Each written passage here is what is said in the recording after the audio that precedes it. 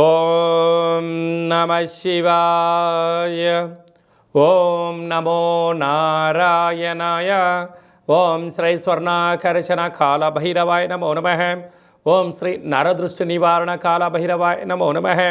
నమస్తే అస్తు భగవన్ విశ్వేశ్వరాయ మహాదేవాయ త్రయంబకాయ త్రిపురాంతకాయ త్రికాగ్నికాలాయ కాలాగ్నిరుద్రాయ నీలకంఠాయ మృత్యుంజయాయ సర్వేశ్వరాయ సదాశివాయ శ్రీమన్మన్మహాదేవాయ నమో నమః. హరి ఓం. మా ఛానల్కి స్వాగతం. చూస్తున్న వీక్షకులకు ప్రేక్షకులకు ప్రియ కాళభైరవ భగవద్బంధులకి స్వాగతం పలుకుతూ మమ్మల్ని ఎంతగానో ఆదరిస్తూ ఉండబడినటువంటి ప్రియ సోదరీమణులకు సనాతన ధర్మ సంరక్షకులకి అందరికీ కూడా మహాశివరాత్రి పండగ శుభాకాంక్షలు.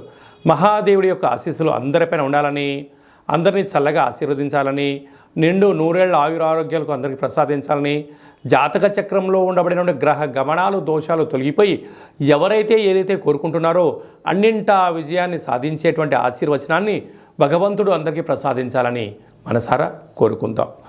1-3-2024 నుండి 15-3-2024 వరకు పుట్టినటువంటి వారందరికీ కూడా ముందస్తుగా జన్మదిన శుభాకాంక్షలు.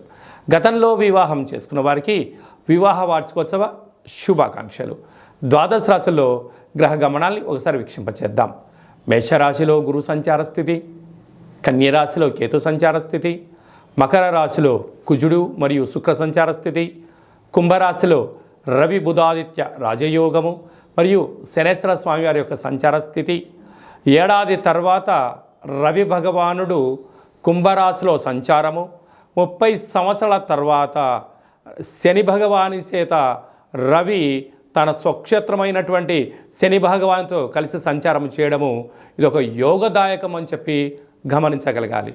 అలాగనే మీనరాశిలో రాహు సంచార స్థితితో ద్వాదశ రాశుల్లో గ్రహ గమనాలు ఈ విధంగా ఉన్నాయి. 8వ తారీఖున బుధ భగవానుడు మీనరాశిలోకి సంచారము, 9వ తారీఖున శుక్ర భగవానుడు కుంభరాశిలోకి సంచార స్థితి, 15వ తారీఖున రవి భగవానుడు మీనరాశిలోకి సంచార స్థితితో ద్వాదశ రాశుల్లో గ్రహ గమనాలు ఈ విధంగా ఉన్నాయి. వృషభ రాశి వారు మహాశివరాత్రి సందర్భంగా ఆదివారం అమావాస్య సందర్భంగా ఎలాంటి విధి విధానాలు పాటించాలో ఈ వీడియోలో సవివరంగా సంపూర్ణంగా తెలుసుకుందాం.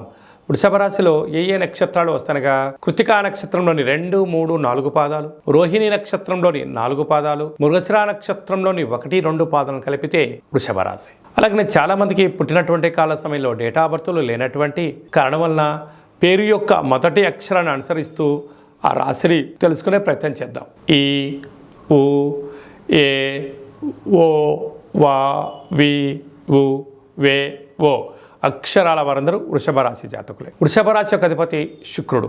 ఈ శుక్ర భగవానికి బొబ్బర్లు అలసందలు అని చెప్పుకుంటాం కనుక అందులో శుక్రవారం రోజు మహాశివరాత్రి రావడం చాలా వృషభ రాశి వారికి యోగదాయకం అని చెప్పి గమనించగలగాలి. కనుక తెల్లటి పాలతో, తెల్లటి పెరుగు చేత, విభూ చేత నవధాన్యాల్లో బొబ్బర్లను ఎక్కువగా కలిపి మహాదేవుడికి అభిషేకం చేయడం వలన, ఉప ఆవాసం ఉండడం వలన, సంపూర్ణమైన గోమాతకు తెల్లటి ధాన్యాన్ని ఏర్పాటు చేయడం వలన జాతకంలో ఉండబడినటువంటి గ్రహ దోషాలు తొలగిపోతాయని చెప్పి గమనించగలగాలి.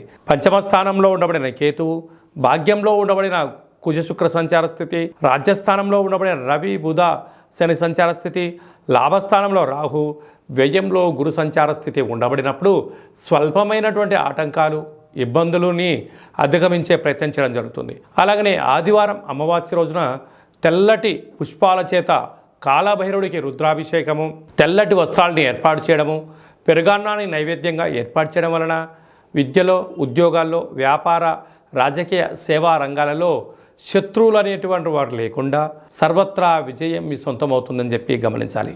స్వయం వృత్తుల వాళ్ళు, సేవా రంగాల వాళ్ళు, వ్యాపారాలు, వ్యవసాయ సోదరీమణులు, అలాగే ఫ్యాక్టరీలో పనిచేసేటువంటి వారందరూ కూడా స్వయం వృత్తుల వారందరికీ ఇది చాలా యోగదాయకం అని చెప్పి గమనించాలి.